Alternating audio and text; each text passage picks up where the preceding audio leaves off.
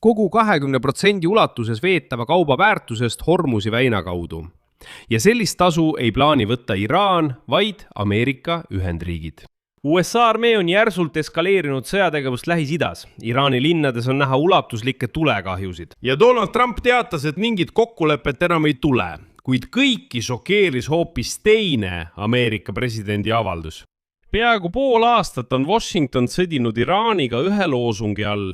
Keegi ei tohi võtta raha Hormuzi väina läbimise eest. USA välisminister Rubio ütles isegi väga otsekoheselt. Pole ühtegi riiki maailmas, kes toetaks maksu võtmist väinade läbimise eest. Trump ise nimetas 24. juunil igasuguseid tasusid vastuvõetamatuteks.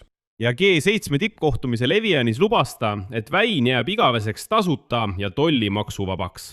Aga täna 13. juulil teatas Trump, et USA võtab väina oma kontrolli alla ja hakkab võtva 20% kõigi kaupade väärtusest. Mitte $2 miljonit laeva kohta, nagu Iraan soovis, vaid koguni 20% kogu kauba väärtusest.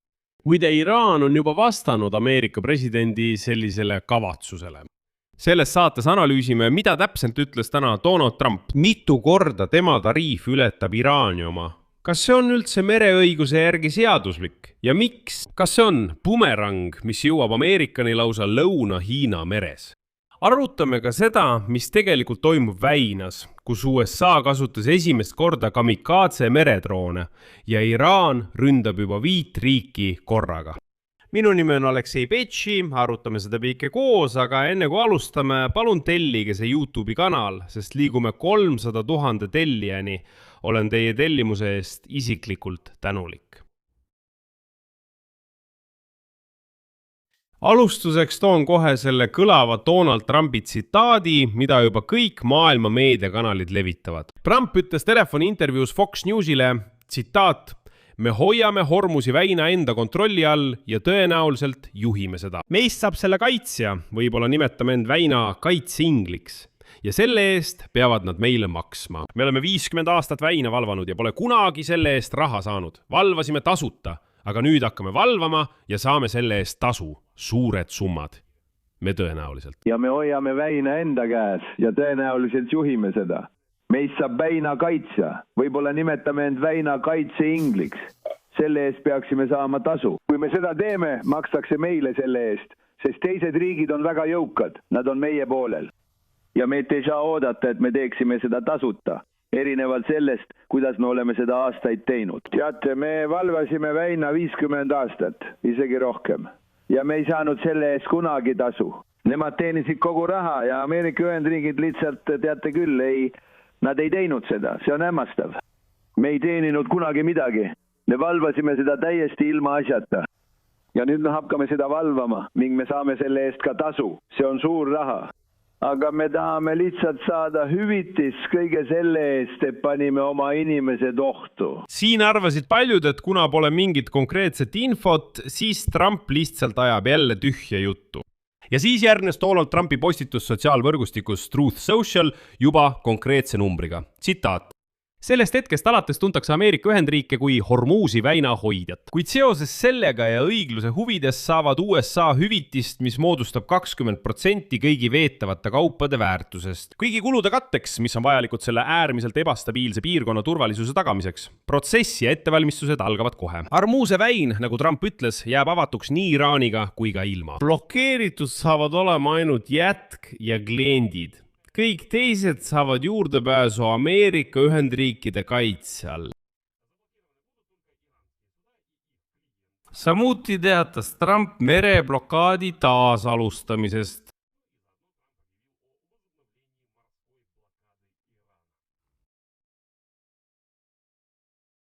Nagu te aru saite, tegi Trump oma enda poliitikas tõelise kannapöörde 180 kraadi võrra. Juba juuli lõpus oli USA ametlik seisukoht täiesti vastupidine. Trump administratsioon kordas järjekindlalt, et laevad peavad läbima Hormuzi väina ilma, et nad kellelegi makse maksaksid. Just sellele rajati kogu moraalne ja juriidiline argument Teherani vastu, et Iraani lõivud on ebaseaduslikud, et see on väljapressimine ja et laevanduse vabadus on püha. nüüd teeb Washington täpselt seda, mille eest ta tegelikult Iraani pommitas. Ainus erinevus on see, et seda ei nimetata lõivuks, vaid kulude hüvitamiseks. Õigluse huvides tuleb öelda, et sellele vihjati juba varem. See pole midagi uut. Mõni päev pärast 60-päevase vaherahu allkirjastamist 17. juunil kirjutas Trump juba, et tollimakse ei tule. Edasi tsitaat. Kui just neid ei kehtesta Ameerika Ühendriigid ja Ameerika Ühendriikide jaoks juhul, kui tehingut ei lõpetata. Teenuste eest, mida osutati Lähis-Ida riikide kaitseinglina. See tähendab, et idee küpses ja võib öelda, et Donald Trump siiski hoiatas, et kui Iraan rikub kokkulepet, on ta valmis tõepoolest Hormuzi väina faktiliselt hõivama. Aga naftakauplejad see eriti ei rahusta ja siin lähebki asi veidi huvitavamaks, sest numbrid löövad lihtsalt pahviks. Võrdleme siin lihtsalt, mida Iraan tahtis ja mida nüüd Donald Trump tahab ning mis oleks pragmaatilisest vaatenurgast kasulikum. See on puhas pragmaatika. Jätame praegu kõrvale moraali selle kohta, et Iraani terroristlikule režiimile ei tohiks üldse Hormuzi väina anda. Jätame selle praegu kõrvale.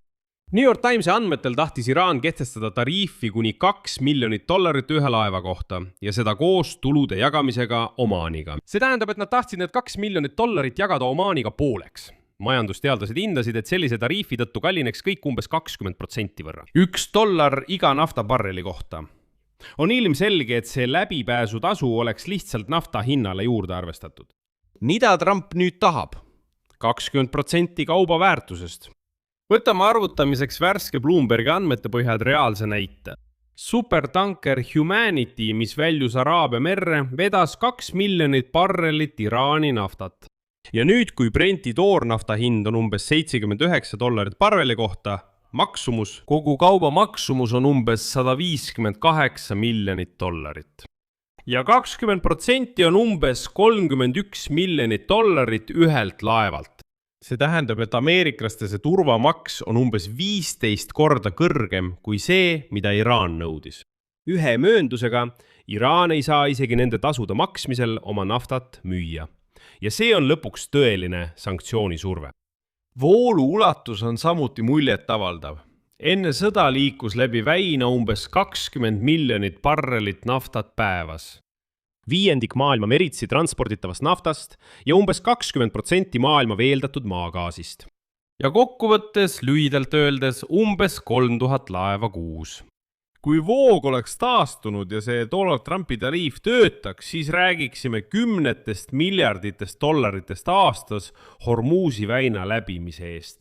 Ehk siis Trump ei liialda, kui ütleb, et tuleks suur raha.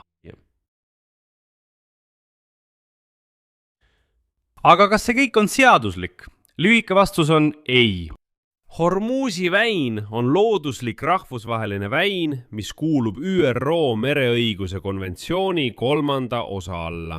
Selle 3. osa peamine põhimõte on järgmine. Kõigil laevadel on õigus transiit läbipääsule ja selle eest ei tohi nõuda tasu. Artikkel 26 keelab otseselt laevadelt läbipääsu eest tasu võtmise. Artikkel 42. Teine osa, teine lõik. Keelab diskrimineerimise lipu alusel. Ja Donald Trump teatas just, et Iraani laevad ja nende kliendid ei saa juurdepääsu Hormuzi väinale. See ongi täpselt see diskrimineerimine lipu alusel. Iraani pooldajatel on muidugi tugev argument. Nad ütlevad, aga kuidas on näiteks Suessi kanali või Bosporusega? Nad ütlevad, et seal ju võetakse läbipääsu eest raha. Miks siis Hormuzi väinas ei võiks läbipääsu eest raha võtta? Vastus on väga lihtne. Väga lihtne. Suessi kanal on ikkagi inimkätega tehtud kanal. See toimib vastavalt 1888. aasta Konstantinoopoli konventsioonile. Bosporus toimib 1936. aasta Montreux konventsiooni järgi. Mõlemad mereteed on juba ammu ÜRO mereõiguse konventsiooni alt välja jäetud. Aga Hormuzi väin ei ole välja arvatud, see kuulub selgelt selle konventsiooni alla. Tasu loodusliku väina läbimise eest oleks üldse esimene ajaloos. See oleks pretsedent. Siin on muidugi huvitav ajalooline pretsedent, mida tasub kindlasti mainida. Taani nõudis omal ajal oma väinades sisse niinimetatud sunditollid ja kaotas need 1857. Aastal rahvusvahelise surve tõttu See tähendab, et kogu maailm otsustas 170 aastat tagasi, et väinadest läbipääsu eest ei pea tegelikult maksma. Donald Trump pakub lihtsalt selle otsuse täielikult tagasi pöörata, kuid selle loo kõige tõsisem tagajärg ei ole juriidiline, vaid strateegiline. Ja see on võib-olla Donald Trumpi kõige halvem otsus kogu Iraani kampaania jooksul. Vabandust, aga nüüd läheb veelgi kuivemaks, kuid vähemalt saate aru, mis tegelikult toimub. Alates 1979 aastast on Ameerika Ühendriigid läbi viinud niinimetatud meresõiduvabaduse programmi. See tähendab, et nad saadavad regulaarselt oma sõjalaevu vaidlusalustesse vetesse selleks, et kaitsta põhimõtet. Väinad on täiesti kõigile vabad. Trump ei ütle niisama, et USA on juba 50 aastat justkui Hormuzi väina valvanud. Tegelikult jah, USA sõjalaevad ilmuvad sinna tõepoolest pidevalt, just selleks, et tagada, et keegi väina ei hõivaks. Ja just siin tekibki Donald Trumpi jaoks kõige keerulisem hetk. Sama põhimõtte järgi toimub ka Ameerika ja sealhulgas Hiina laevade kohalolek Lõuna-Hiina meres.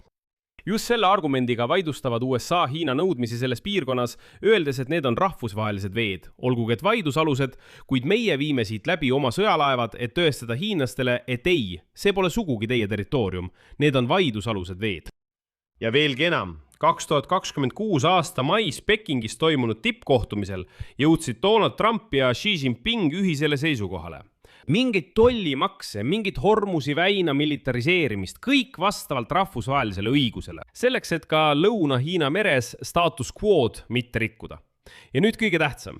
Mis juhtub, kui Ameerika Ühendriigid ise kehtestavad tasu Hormuzi väina läbimise eest? Kõik on väga lihtne. See innustaks kohe selliseid riike nagu Hiina, kes on juba ammu püüdnud saada suuremat kontrolli Lõuna-Hiina mere üle, tegema sama. Ameerika hävitab oma enda kätega argumendi, millega ta on pool sajandit kaitsnud merede vabadust. Ja siis on kokkupõrge Taiwani lähedal lihtsalt vältimatu.